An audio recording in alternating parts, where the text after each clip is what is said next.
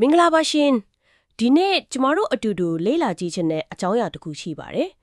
ကျမတို့စီရောက်နေတဲ့အရင်းမြစ်ကတော့ဖြန့်ထွက်သွေးချင်း .pdf ဆိုတဲ့စာတမ်းကောက်နှုတ်ချက်လေးနဲ့ပုံနေပါ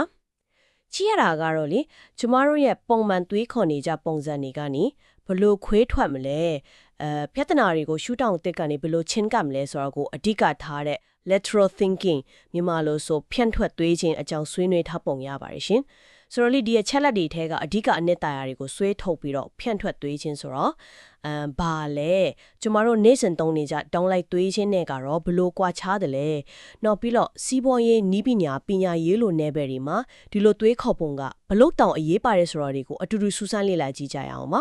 ဒီယူဆတွေကကျမတို့ရဲ့ပုံမှန်သွေးခေါ်ပုံကိုစိန်ခေါ်နိုင်မလားနီလန်းတစ်တီတွေးမြင်စေနိုင်မလားဆိုတာကြည့်ကြပါပေါ့နော်ကဲဒါဆိုဆက်လိုက်ကြရအောင်ပထမဆုံးအနေနဲ့ဖြန့်ထွက်သွေးခြင်းဆိုတာဘာလဲဆိုတဲ့အချက်ကနေစလိုက်ကြရအောင်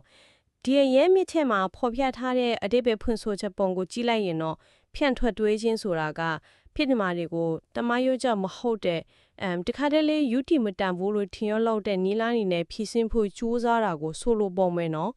ပုံမှန်လမ်းကြောင်းအတိုင်းမဟုတ်ပဲနဲ့ဘေးထိုက်ခုန်ထွက်လိုက်တယ်လို့မျိုးပေါ့ဒါကိုဘလို့နားလဲရမယ်လေရှင့်ဟုတ်ပါတယ်အဲ့ဒါကိုပို့ပြီးတော့ရှင်းသွားအောင်ကျွန်တော်တို့အမြဲသုံးနေကြဟိုဒီ downlight တွင်း variable thinking နဲ့ရှင်းကြည့်လိုက်ရင်ပို့ပေါ်လဲမှာတယ် downlight တွင်းဆိုတာကဘယ်လိုပြောမလဲလေကားထစ်ဒီကိုတစ်ချင်းတက်သွားတယ်လို့ပဲကြိုးကြောင်ရှလျောမှုရှိတဲ့ဖြစ်နိုင်ခြင်းများတဲ့လက်ခံပြီးသားလမ်းကြောင်းအတိုင်းအစစ်စစ်စဉ်းစားသွားတာ A ပြီးရင် B ပြီးရင် C ဝလေရှိပြီးသားအခြေအနေ status ကိုလက်ခံတယ်မှန်ကန်ဖို့အဖြစ်တစ်ခုတည်းကိုရောက်ဖို့အာယုံစိုက်တာဖို့ဖြန့်ထွက်တွေးခြင်းကတော့အဲ့ဒီလိုမဟုတ်ဘူးဗျာလေကားထစ်တီကိုကြော်ခွာတာမျိုးဘေးကနေပတ်တက်တာမျိုးစဉ်းစားတယ်ဆိုလိုတာကနီလန်တစ်တီရှာတယ်ဖြစ်နိုင်ခြင်းအများကြီးကိုစဉ်းစားတယ်မန်ဖို့ထွက် idea အတစ်တီထွက်ဖို့ကိုပို့ပြီးတော့ဦးစားပေးတယ်ဒီမှာဖော်ပြထားတဲ့ပုံတဲ့ကလိုပဲတခြားသူတွေရဲ့ရှုထောင့် OPV other point of view ကိုတက်ကြွစူးစမ်းတယ်တရင်ချက်လက်ကိုကြည့်တဲ့နီလန်အတစ် a new way of looking at information လူတောင်တုံးထားတာတွေ့တယ်လက်ခံထားပြီးသားအယူအဆတွေကိုဒါကတကယ်ဟုတ်ရဲ့လားဆိုပြီးမိကွန်းထုတ်ရတဲ့တတိမျိုးပေါ့တောင်လိုက်တွေ့ချင်းကလမ်းကြောင်းကျင်းလေးတစ်ခုထဲမှာနတ်နတ်တူးသလိုဆိုရင်ဖြန့်ထွက်တွေးချင်းကတော့နေရာအနက်မှာအပေါက်အသစ်တွေလိုက်တူကြည့်တာနဲ့တူတယ်ပဲလားဟုတ်ကဲ့စိတ်ဝင်စားစရာပဲเนาะဒီနေရာမှာ Maverick ဆိုတဲ့ပုဂ္ဂိုလ်တယောက်ရဲ့အဆိုတစ်ခုကိုတွေ့ရတယ်သူကပြောထားတာကနောက်ထပ်စောက်တော့ရေးဖို့ဆိုတာလွယ်တယ်လို့မဟုတ်ဘူးတကယ်တော့နောက်ထပ်စောက်တော့ရေးဖို့ကအမှားပဲဘွားကိုယ်တိုင်ကအမှားတွေနဲ့ပြည့်နေတာပဲဘွားဆိုတာစံတမှုတွေနဲ့အမှားယွင်းတွေပဲဒီလိုနည်းနဲ့ကျွန်တော်အမှားလုပ်နေတယ်ကျွန်တော်အသက်ရှင်နေတယ်ဒါကြောင့်အမှားလုပ်ခြင်းဟာအသက်ရှင်ခြင်းပဲတဲ့ဒါကဖြန့်ထွက်တွေးခေါ်မှုမှာလိုအပ်တဲ့စိတ်သက်မျိုးနဲ့တူတူလေးဆက်ဆက်နေတယ်လို့ပဲနော်ဆိုလိုတာကထမယိုကြအောင်မြင်မှုလမ်းကြောင်းအမားမခံတဲ့လမ်းကြောင်းကနေခွဲထွက်ပြီးတော့စမ်းသက်ရဲဖို့အမားလုပ်ရဲဖို့တိုက်တွန်းနေတယ်လို့မျိုးလားရှင်တိတိကျကျပါပဲဟုတ်ပါတယ်အမားလုပ်မိမှာကြောက်နေတယ်ကျွန်တော်ရဲ့အတွေးတွေကအလိုလိုဘောင်ခတ်ပြီးသားဖြစ်သွားတော့ဒီ Maverick ရဲ့အဆိုးကဖြန့်ထွက်တွေးခြင်းရဲ့အဓိကအားပေးမှုတစ်ခုပဲလို့ပြောလို့ရတယ်စမ်းသက်ပါတင်ယူပါဆိုတဲ့သဘောပေါ့ဒီအယူအဆကိုပို့ပြီးရှင်းသွားအောင်ပုံနေနဲ့လည်းထပ်ပြီးတော့ရှင်းပြတာတော့တတိထားမိတယ်ဥပမာဆိုပါတော့ပြောင်းပြန်လန်းနီ reversal method ဆိုပြီး A ကနေ B ကိုသွားနေကြဆိုရင် B ကနေ A ကိုပြန်လာရင်ကောဘယ်လိုဖြစ်မလဲဆိုပြီးစဉ်းစားခိုင်းတာမျိုးပေါ့ပြဿနာတစ်ခုကိုခေါင်းစဉ်ပြောင်းပြန်ဖတ်ကြည့်သလိုမျိုးပေါ့ဗျာနောက်တစ်ခုကလွှမ်းမိုးနေတဲ့အယူအဆ dominant idea ပုံဒါတော်တော်အရေးကြီးတယ်ဗျာကျွန်တော်တို့စိတ်ထဲမှာဆွဲနေတဲ့အကျင့်ပါနေတဲ့အတွေးတစ်ခုယုံကြည်မှုတစ်ခုကလည်းတခြားဖြစ်နိုင်ခြေရှိတဲ့ပိုကောင်းနိုင်တဲ့လမ်းကြောင်းတွေကိုဘယ်လိုမျိုးတားဆီးထားနိုင်သလဲဆိုတာကိုရှင်းရှင်းလင်းလင်းမြင်သာစေတယ်ကိုယ်မှရှိနေတဲ့ dominant idea ကိုမေဟုံးမထုံမချင်းအတွေးတွေဝင်လာဖို့ကခက်တယ်လေဟုတ်ကဲ့ဖြန့်ထွက်တွေးခြင်းဆိုတာကအဲ့ဒီလိုပိတ်ဆို့မှုတွေကိုတတိထားမိပြီးတော့ဖောက်ထွက်ဖို့ကြိုးစားတဲ့လုပ်ငန်းစဉ်တစ်ခုပဲဟုတ်ပြီခုနကပြောရတဲ့ OPV other point of view ဆိုတာကတော့သူများနေရာကနေဝင်ကြည့်တာကတော့ဘလို့အထောက်အကူပြုနိုင်မလဲရှင်အန်တွေပြဿနာရဲ့အရင်းအမြစ်တွေကိုတောင်တွေ့လာနိုင်တယ်ဒါဖြင့်လေဆွေးနွေးမှု discussion ပြောဆိုဖလှယ်မှု dialogue နဲ့အငင်းအခွန် argument တို့ရဲ့ဆက်ဆက်မှုကိုပြထားတဲ့ပုံလေးရှိသေးတယ် discussion ကကိုယ်အမြင်မှန်ချောင်းတတိပြည့်ကိုအနိုင်ရဖို့ကိုဥတည်တယ် argument ကတော့အပြစ်တင်တာအဆုံးမြင်တဲ့ဘက်ကိုရောက်သွားတယ် dialogue ကတော့အတူတကွစူးစမ်းရှာဖွေဖို့နားလည်မှုတည်ဆောက်ဖို့ကိုရည်ရွယ်တယ်ဖြန့်ထွက်ထွေးခြင်းကအဲ့ဒီ dialogue ရဲ့စိတ်ဓာတ်နဲ့ပို့ပြီးတော့နီးစပ်တယ်လို့ဆိုနိုင်တယ်ဗျအယူဆသစ်တွေပေါ်ထွက်လာဖို့အခြေအနေကောင်းဖန်တီးပေးတာပေါ့ဒီပုံလေးထဲမှာ Edward D. Bono နဲ့ Peter Senge တို့ရဲ့နာမည်တွေပါနေတာကိုသတိထားမိတယ်သူတို့ကဒီနယ်ပယ်မှာဘလို့အရေးပါလဲသူတွေလဲရှင် Edward De Bono ဆိုတာကတော့ lateral thinking ဆိုတဲ့စကားလုံးကိုစတင်ပြီးတော့ဖန်တီးခဲ့ကြဲပြန့်ဖြတ်အောင်လုပ်ခဲ့တဲ့ပုဂ္ဂိုလ်ကြီးပေါ့သူရဲ့ Six Thinking Hats လို့နီလန်ဒီကလည်းတော်တော်ကြော်ကြားတယ် Peter Senge ကတော့ The Fifth Discipline ဆိုတဲ့စာအုပ်နဲ့အရန်နာမည်ကြီးပေါ့သူကအဖွဲ့အစည်းတွေဘလို့စင်ဆက်မပြတ်သင်ယူတိုးတက်နိုင်မလဲဆိုတဲ့ learning organization အယူဆရဲ့ systems thinking စနစ်ကျတွေးခေါ်ခြင်းကိုအတိအကထားတယ်ဒီအယူဆနှစ်ခုစလုံးကဖြန့်ထွက်တွေးခြင်းနဲ့တနည်းမဟုတ်တနည်းတော့ဆက်ဆက်နေတာပေါ့အဖွဲ့အစည်းလိုက်ဖြန့်ထွက်တွေးနိုင်မှစနစ်တစ်ခုလုံးကိုခြုံငုံရှုမြင်နိုင်မှတကယ်သင်ယူတိုးတက်နိုင်မှာကိုဗျာကောင်းပါပြီရှင် theory ပေးနေတဲ့နီးလန်းနေရနားလဲသဘောပေါက်ပါပြီဒီဖြန့်ထွက်တွေးခြင်းဆိုတာလက်တွေ့ဘဝမှာရောဘလို့အသုံးဝင်လဲဆိုတာလေးကြည့်ရအောင်အရင်ညက်သေးကဥမာတွေကိုကြည့်လိုက်တော့နီးပညာနဲ့စမ်းသစ်တည်မှုနယ်ပယ်မှာ CD-ROM တွေစောင်းပစာကတ်တွေအင်တာနက်မျိုးဗီဇအင်ဂျင်နီယာပညာဗီဒီယိုကွန်ဖရင့်ဇီဝအင်ဂျင်နီယာပညာစတာတွေကိုဖော်ပြထားတာတွေ့ရတယ်ဒါတွေကတကယ်ပဲတော်လန်ပြောင်းလဲစေခဲ့တဲ့တည်ထမှုကြီးတွေပဲနော်ဒီလိုမျိုးတွေဖြစ်လာဖို့ဆိုတာကရှိပြီးသားလန့်အတိုင်းရှောင်းနေုံနဲ့မရဘူးဆိုတဲ့သဘောမျိုးလားရှင်အတိအကျပဲဖြို့ဟုတ်ပါတယ်ဒီနည်းပညာတွေဆိုတာအရင်ကရှိခဲ့တဲ့နည်းပညာတွေကိုနည်းနည်းလေးပိုကောင်းအောင်လုပ်လိုက်တာမျိုး incremental improvement လို့ခေါ်တဲ့ဟာမျိုးမဟုတ်ဘူးအတွေ့အခေါ်ခုံပြန်ကျော်လွှားမှု leapfrog တွေလွှားထဲတာဥပမာပြောရရင်ဟိုတော့ကတန်လိုက်ချိုပြ tape ကနေအချက်လက်ကိုကြိုက်တဲ့နေရာကဆွဲထုတ်ဖတ်လို့ရတဲ့ CD-ROM ကိုပြောင်းလဲလိုက်တာမျိုးကတောင်းလိုက်တွေးနေုံနဲ့မရနိုင်ဘူးလေအချက်လက်တင်းစီချင်းဆိုတဲ့အခြေခံအယူဆကိုလုံးဝရှုထောင်ပြောင်းပြီးချင်းကပ်လိုက်မှဖြစ်လာတာဒါကဖြန့်ထွက်တွေးခြင်းရဲ့စွမ်းအားပဲဖြို့ဟုတ်ကဲ့စီးပွားရေးနဲ့စီမံခန့်ခွဲမှုနယ်ပယ်မှာတော့ဘလို့အသုံးဝင်မှာတလဲဒီမှာတော့အရေးသွေးမြင့်တင်ရေးလှုပ်ရှားမှု quality movement လုပ်ငန်းစဉ်ပြန်လည်တည်ဆောက်ခြင်း re-engineering ကမ္ဘာလုံးဆိုင်ရာပေါင်းစည်းမှု globalization ရှင်ပြန်လိုင်စွမ်းရှိသောဈေးနှုန်းသတ်မှတ်မှု competitive pricing စံသစ်တည်ထွင်မှု innovation စတာတွေကိုဖော်ပြထားတာတွေ့ရတယ်ရှင်ဒါတွေကတော့ဖြန့်ခွက်သွေးခြင်းနဲ့ဘလို့ဆက်ဆက်နေရပါလဲဒါတွေအလုံးကလည်းလုပ်ငန်းလဲပတ်ပုံတွေဈေးကွက်ကိုချင်းကပ်ပုံတွေမှာတမားရိုးချနီလန်းတွေကိုစွန့်လှုပ်ပြီးတော့နီလန်းအစတက်တွေရှာဖွေတာပြန်လဲစမ်းသစ်တာတွေနဲ့တိုက်ရိုက်ကိုတက်ဆိုင်နေတာပေါ့ re-engineering ဆိုတာကလုပ်ငန်းစဉ်အခုလုံးကိုအခြေခံကြပြန်ဆင်းစားပြီးတော့လုံးဝနီးပါပြန်လဲ design ဆွဲတာမျိုး globalization ဆိုတာကကိုယ်နိုင်ငံကိုယ်ဈေးကွက်ဆိုတဲ့ပေါင်းလေးထဲကနေခွဲထွက်ပြီးတော့ကမ္ဘာလုံးဆိုင်ရာရှုထောင့်ကနေစဉ်းစားတာပေါ့ innovation ဆိုတာကတော့ဖြန့်ထွက်တွေးခြင်းရဲ့အဓိကရလဒ်လို့တောင်ပြောလို့ရတယ်ဗျာအခုရင်ဆိုင်ပါမပြောင်းမဖြစ်အခြေအနေမရောက်ခင်ပြောင်းလဲပါနောက်ပြီးပြန်လဲတွေးခေါ်ပါပြန်လဲတိဆောက်ပါပြန်လဲဖွဲ့စည်းပါ rethink rebuild reorganize ဆိုတာတွေပေါ့ဒါတွေကနှစ်ပေါင်းများစွာအောင်မြင်လာတဲ့ကြီးမားပြီးအသားကျနေတဲ့အဖွဲ့အစည်းကြီးတွေတောင်အမြဲတမ်းကိုပြန်ပြီးမေကုန်းထုံနေဖို့ဖြန့်ထွက်တွေးပြီးလိုအပ်လာရင်အမြင့်ကနေလန်ပြီးတော့ပြောင်းလဲပစ်ဖို့တိုက်တွန်းနေတာပဲဗျာPeter Drucker ရဲ့အဆိုလိုယူဆရတဲ့စကားတစ်ခွန်းလည်းရှိသေးတယ်နော်ကိုကျမကိုမဖန်တီးနိုင်ရင်တခြားတယောက်ကဖန်တီးသွားလိမ့်မယ်တဲ့ဒါကတော့ခုနကပြောတဲ့သဘောတရားပဲလားရှင်ဟုတ်ပါတယ်အဲ့ဒါက proactive ဖြစ်ဖို့ပေါ့သူများပြောင်းလဲလာလို့ကိုကလိုက်ပြောင်းရတာမျိုးမဟုတ်ဘဲနဲ့ကိုယ်တိုင်ကဥဆောင်ပြီးတော့အပြောင်းလဲကိုဖန်တီးဖို့ကိုလမ်းကြောင်းကိုကိုယ်တိုင်ဖောက်ထွက်သွားဖို့လိုအပ်ကြောင်းပြောနေတာပဲဒါကလည်းသမားရိုးကျစောင့်ကြည့်နေတဲ့ပုံစံနဲ့ခွဲထွက်လိုက်တာပဲဒီ EU စာကို sigmoid curve ဆိုတဲ့ S ပုံတန်တိုးတာမှုမြင်းကွေးပုံနဲ့လည်းချိတ်ဆက်ပြီးပြထားတယ်လုပ်ငန်းတိုင်းထုတ်ကုန်တိုင်းမှာစတင်တဲ့အချိန် A မှတ်နာအချိန်ရပြီးအောင်မြင်တဲ့အချိန်ပြီးတော့တဖြည်းဖြည်းကျဆင်းလာတဲ့အချိန် B မှတ်နာဆိုတာရှိတယ်လေ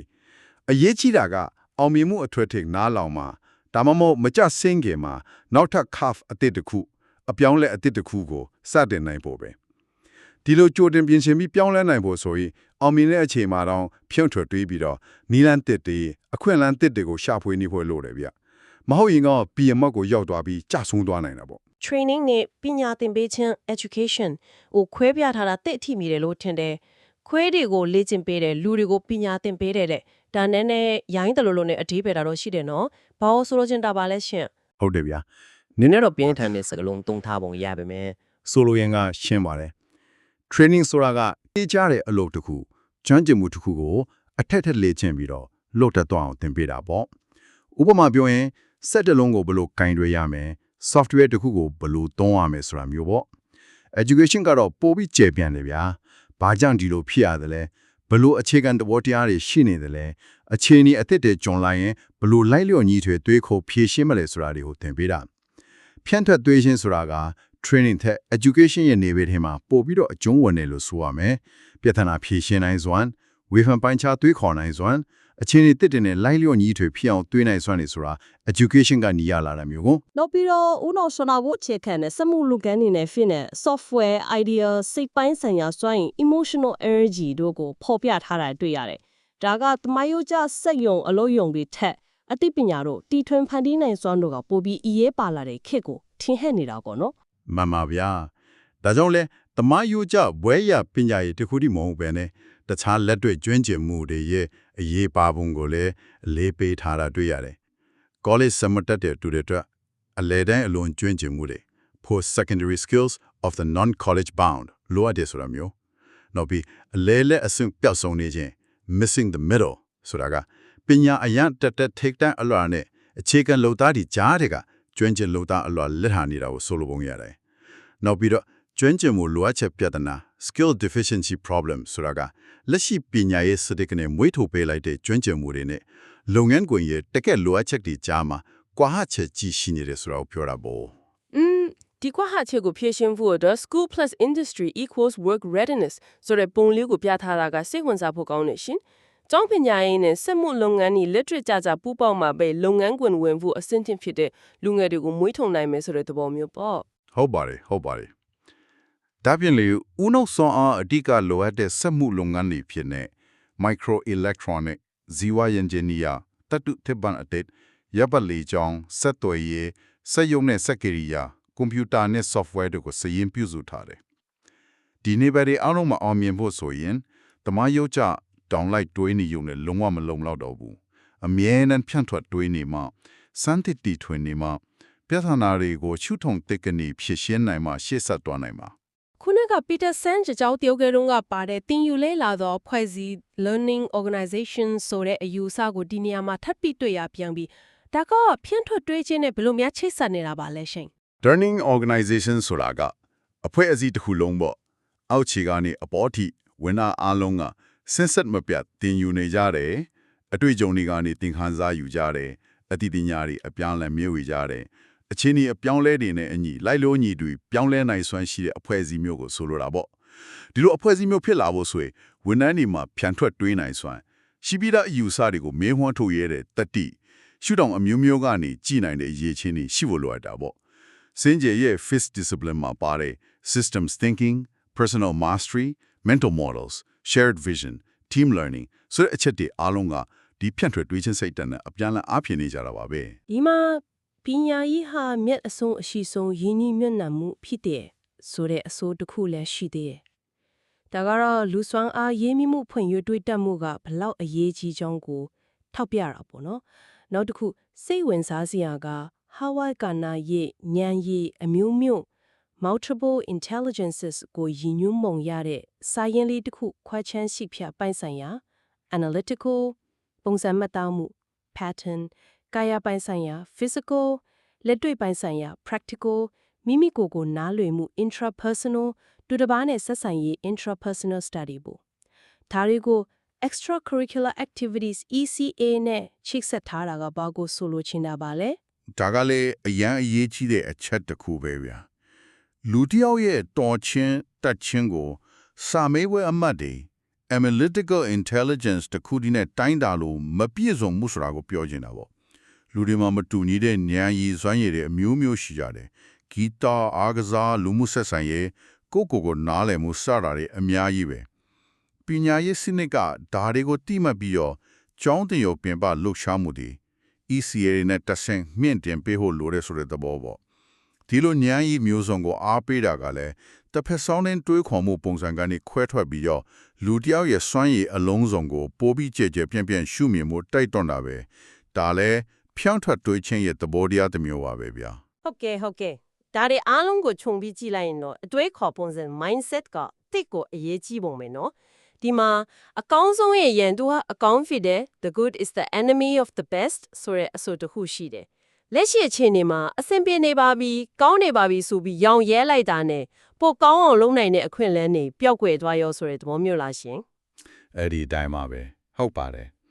ဒီအဆိုကတက်တောင့်တတာရဝန် comfort zone ထဲမှာပဲနေခြင်းတဲ့အပြောင်းလဲကိုကြောက်တဲ့စိတ်တက်ကိုစင်ခေါ်နေတာပေါ့ okay နေပြီဆိုတာနဲ့ကျင်တ်မနေဘဲနဲ့ဓာတ်ထက်ပိုကောင်းအောင်ဘယ်လိုလုပ်လို့ရအောင်မလဲဆိုပြီးအများအားမိကွန်းထုတ်နေဖို့စံတက်ဖို့ကြိုးစားနေဖို့တိုက်တွန်းတာဒါကဖြန့်ထတူရင်ကိုအများအားအသက်ဝင်နေစေမဲ့စိတ်တက်ပဲဗျာ အိုးထင်းဆန်တဲ့ပုံစံခွက် mold ဥပမာလေးကတော့ဘာကိုဆိုလိုချင်တာပါလဲရှင် ဒါကတွေးခေါ်မှုပုံစံနှမျိုးကိုယင်ပြီးပြထားတာလို့မြင်ပါတယ်ပုံစံခွတ် mold ကတင်းကျပ်တယ်တတ်မှတ်ထားတဲ့ပုံစံတစ်ခုတည်းကိုအထက်ထက်ထုတ်လုပ်နိုင်တယ်ဒါကကျွန်တော်တို့ရဲ့အချာနေတဲ့ပြောင်းလဲဖို့ခက်ခဲတဲ့တွေးခေါ်မှုပုံစံတွေ mental models တွေနဲ့တူတယ်ပေါ့ဦးထင်းဆက် Potter's wheel ကတော့ပျော့ပြောင်းတယ်ဖန်တီးနိုင်စွမ်းရှိတယ်ရှင်စဲကိုလိုတူလိုပုံသွင်းလို့ရတယ်ဒါကဖြန့်ထွက်တွေးခြင်းရဲ့ပျော့ပြောင်းမှုအခြေအနေအလိုက်ပုံစံအတစ်တွေ idea အတစ်တွေဖန်တီးနိုင်စွမ်းကိုစားပြုတယ်ဗျဆိုလိုတာကကျွန်တော်တို့ဟာတင်းကျပ်တဲ့ပုံစံခွက်အတွေးခေါ်တွေကနေယုံထွက်ပြီးတော့ပုံမပျော့ပြောင်းတဲ့ဦးထင်းဆက်လို့တွေးခေါ်နိုင်စွမ်းကိုမွေးညှို့ထုတ်လိုအပ်တယ်ဆိုတာပါပဲဘဝဝင်ကျန်အချင်းတွေအပြောင်းလဲတွေကလည်းအဆက်မပြတ်တွန်းအားပေးနေတယ်လို့ဆိုထားတယ်ဒီပြင်ပအပြောင်းလဲတွေမြန်ဆန်လေးကျွန်တော်တို့ရဲ့အတွေးခေါ်တွေလောက်ကင်ပုံတွေကိုလိုက်လို့ညီထွေပြောင်းလဲနိုင်ဖို့အတွက်ဖြန့်ထွက်တွေးခေါ်မှုကပိုပြီးတော့အရေးပါလာလေပဲဗျာ အချိန်စီမံခန့်ခွဲမှုမှာတော့ဖြန့်ထွက်တွေးခြင်းသဘောတရားပါဝင်နေတယ်ဆိုတာကစိတ်ဝင်စားဖို့ကောင်းတယ်နော် Stephen Covey ရဲ့ Matrix ကိုရည်ညွှန်းထားပုံရတယ်အရေးကြီးမှု important နဲ့အရေးပေါ်မှု urgent ပုံမူတည်ပြီးတော့အကွက်လေးကွက်ခွဲထားတာဒါကဘယ်လိုထောက်ကူပြုနိုင်ပါသလဲ ဒီ matrix ကလေကျွန်တော်တို့ရဲ့အချိန်တွေကိုဘယ်ရာဒီပေါ်မှာတုံးဆွေးနေလဲဆိုတာကိုရှင်းရှင်းလင်းလင်းမြင်သာစေတယ်ဗျာ quadrant I ကအရေးကြီးပြီးအရေးပေါ်ဖြစ်နေတဲ့အချက်အသေးတွေ crisis ပေါ့မိပူလောင်မှရေလိုက်ရှာရလို့မျိုးပေါ့ဗျာ quadrant 3ကကြတော့အရေးပေါ်ဖြစ်ပေမဲ့တကယ်တော့အရေးမကြီးတဲ့အနောက်အချက်တွေသူများကိစ္စတွေဖြစ်နေတတ်တယ် quadrant 4ကတော့အရေးလည်းမကြီးအရေးပေါ်လည်းမဟုတ်တဲ့အချိန်ဖြုံးတဲ့အလုပ်တွေပေါ့လူအများစုကအချိန်တွေကို QI နဲ့ Q3 မှာပဲကုံဆုံးနေတာကြတယ်လို့ဆိုတယ် ဟုတ်ကဲ့ တကယ်တမ်းမှာရေရှည်တဲ့အကျိုးစီးဆုံးက quadrant true အရေးကြီးတယ်ဒါပေမဲ့မအရေးပေါ်တဲ့ကိစ္စရပ်နေဥမာဆိုရင်ကြိုတင်စီမံကိန်းချတာကျန်းမာရေးဂရုစိုက်တာဆက်ဆံရေးလေဒီဆောက်တာကိုယ့်ရဲ့ရေးချင်းကိုမြင့်တင်တာတွေပေါ့ဒါပေမဲ့ဒီလုပ်တွေကအရေးပေါ်မဟုတ်တော့လွတ်ထားမိတကြတယ်ပထမဦးစားပေးကိုပထမထားပါဆိုတာကဒီ QIA မှာအချိန်ပိုတုံးနိုင်အောင်တတိရှိစူးစမ်းဖို့ပြောတာဒါကလည်းအရေးပေါ်ဆိုတဲ့အမြင်တစ်ခုတည်းနဲ့အလုံးလုံးနေတဲ့ပုံစံကနေခွဲထွက်ပြီးတော့တကယ်အရေးကြီးတာကိုဦးစားပေးဖို့ဖြန့်ထွက်တွေးပြီးကိုယ့်ရဲ့ချင်းကိုပြန်လဲစီမံခန့်ခွဲတာပဲဖြစ်ပါတယ် ဟုတ်ပါပြီနောက်ဆုံးအနေနဲ့အမားတွေနဲ့တင်ယူခြင်းအပိုင်းကိုပြန်သွားကြည့်တာအောင် Maverick ရဲ့အဆိုအပြင်ဦးတန့်လွင် MG တန့်လွင်ရဲ့အဆိုကိုလည်းဖော်ပြထားတာတွေ့ရတယ်ရှင်လူတွေဟာအရာနှစ်ခုကနေတင်ယူကြတယ်သူများတွေရဲ့အမားတွေနဲ့တင်ယူတာနဲ့ကိုမားတွေနဲ့တင်ယူတာနဲ့ဒါကဖြန့်ထွက်တွေးခြင်းမဘလောက်အရေးပါသလဲရှင် ဒါကအစားပိုင်းမှာပြောခဲ့တဲ့ Maverick ရဲ့အဆိုနဲ့ခြေဆက်ပြီးတော့ဖြန့်ထွက်တွေးခြင်းရဲ့အခြေခံအုတ်မြစ်တစ်ခုကိုထပ်မံအားဖြည့်ပေးလိုက်တာပဲဗျအတွေးတစ်တွေနီလန်းတစ်တွေကိုစမ်းသပ်တဲ့အခါမှာအမားဆိုတာကရှောင်လွဲလို့မရတဲ့အစိတ်ပိုင်းတစ်ခုပဲလေအရေးကြီးတာကအမားလုံးမိမှာကိုကြောက်ပြီးတော့ဘာမှမစမ်းသပ်ပဲနေတာထက်စမ်းသပ်မယ်မာယွင်းမယ်အမားကနေသင်ခန်းစာယူမယ်ပြန်ကြိုးစားမယ်ဆိုတဲ့တန်တရားကိုလက်ခံနိုင်ဖို့ပဲသူများအမားကနေသင်ယူနိုင်တော့အကောင်းဆုံးပေါ့လေဒါပေမဲ့ကိုအမားကနေသင်ယူရတာကပိုပြီးတော့နည်းနည်းရှင်းရှင်းမှတ်မိစေတတ်တယ်ဖြန့်ထွက်တွေးခြင်းဆိုတာဒီလိုသင်ယူမှုဖြစ်စဉ်ကိုအားပေးတယ်ဗျာ ဟုတ်ကဲ့နောက်ဆုံးပိတ်နေနဲ့ကိုပိုင်ကျွမ်းကျင်မှု personal mastery ဆိုတဲ့အပိုင်းလေးကိုကြည့်ရအောင်လက်ရှိအရှိတရား current reality နဲ့နိုးကြားသိရှိမှုအခိုက်အတန့် moments of awareness တွေကို Peter Senge ရဲ့ Fifth Discipline Field Book နဲ့ချိတ်ဆက်ထားပုံရပါတယ်ဒါကဘာကိုဆိုလိုချင်တာပါလဲရှင် personal mastery ဆိုတာက Peter Senge ရဲ့အထူးအယူဆတွေထဲကတစ်ခုပေါ့ဒါကကိုယ့်ရဲ့ရည်မှန်းချက်တွေကိုတကယ်ဖြစ်ချင်တဲ့ပုံစံ vision ကို ကိုရှင်းရှင်းလင်းလင်းသိမြင်ပြီးတော့တစ်ချိန်တည်းမှာပဲလက်ရှိကိုရောက်နေတဲ့အခြေအနေအရှိတရား current reality ကိုလည်းပက်လိုက်မှုတွေမပါပဲမှန်မှန်ကန်ကန်တုံ့တက်နိုင်စွမ်းကိုဆိုလိုတာ division နဲ့ reality ကြားကကွာဟချက်ကိုစိတ်ပျက်စရာတစ်ခုလို့မမြင်မဲနဲ့ဖန်တီးမှုစွမ်းရည် creative tension အဖြစ်အထုံးချပြီးတော့စဉ်ဆက်မပြတ်တင်ယူတိုးတက်အောင်ကြိုးစားနေတာကို personal mastery လို့ခေါ်တာပါပဲဒီလိုလုံးနိုင်ဖို့ဆိုရင်ကိုယ့်ရဲ့စိတ်ထဲမှာအမြင့်တွယ်နေတဲ့အယူဆတွေ mental models တွေကိုတတိချမိဖို့စနစ်ကျကျတွေးခေါ်တတ်ဖို့လွှတ်တယ်လို့အခြေအနေတွေကိုပုံမှန်မဟုတ်တဲ့ရှုထောင့်အမျိုးမျိုးကနေချိနိုင်တယ်အဖေအသက်တွေရှာဖွေနိုင်တဲ့ဖြန့်ထွက်တွေးခြင်းစွမ်းရည်ကလည်းမရှိမဖြစ်အရေးပါလာတာပေါ့ဗျာ ဖြန့်ထွက်တွေးချင်းဆိုတာတော်တော်လေးကျဲပြန့်ပြီးတော့အစွမ်းထက်တဲ့အတွေးခေါ် tool kit တစ်ခုလိုပဲနော် ဟုတ်ပါတယ်အနစ်ချုပ်အနေနဲ့ပြောရရင်တော့လေဒီအရေးမြစ်တွေကနေကျွန်တော်တို့နားလည်လိုက်တာကဖြန့်ထက်တွေးခြင်းဆိုတာကျွန်တော်တို့အလွယ်တကူကြားရောက်သွားတတ်တဲ့ကျင်းမြောင်းတဲ့လမ်းကြောင်းတစ်ခုလေတိုင်သွားတတ်တဲ့တွေးခေါ်မှုပုံစံတွေကိုတမင်ကတတိရှိရှိနဲ့ဖောက်ထွက်ဖို့ကြိုးစားတဲ့လုပ်ငန်းစဉ်တစ်ခုဖြစ်တယ်ဆိုတာပါပဲဒါဟာအပြေမှန်တစ်ခုတည်းကိုရှာဖွေတဲ့တမယောကျတောင်းလိုက်တွေးခြင်းနဲ့ကြွားချတယ်ပို့ပြီးတော့ပျော်ပြောင်းတယ်ရှုထောင့်ပေါင်းစုံကိုထည့်ထွင်းစဉ်းစားတယ်လက်ရှိအခြေအနေကိုမင်းဟွန်းထုတ်ရဲတယ်စမ်းသက်ရဲတယ်အမားတွေတင်ယူတယ်ဒါကြောင့်လေဒီနေ့ဆွေးနွေးခဲ့ကြသလိုပဲစီးပွားရေးနီးပညာပညာရေးကိုယ်ပိုင်တိုးတက်မှုစတဲ့နေပဲအတီးတီးမှာတီထွင်ဖန်တီးမှုတွေပြဿနာဖြေရှင်းမှုတွေအပြောင်းလဲတွေနဲ့လိုက်လျောညီထွေဖြစ်အောင်နေထိုင်နိုင်မှုတွေအတွက်အရန်ကိုသုံးဝင်တဲ့အရေးပါတဲ့အတွေ့အခေါ်ပုံစံဖြစ်တယ်ဆိုတာထင်ရှားပါတယ်ဗျာ ဝိုင်ကျွမ်းကျင်မှု personal mastery ဆိုရအာယံကောင်းတဲ့အယူဆတွေကိုဖော်ပြခဲ့တယ်လी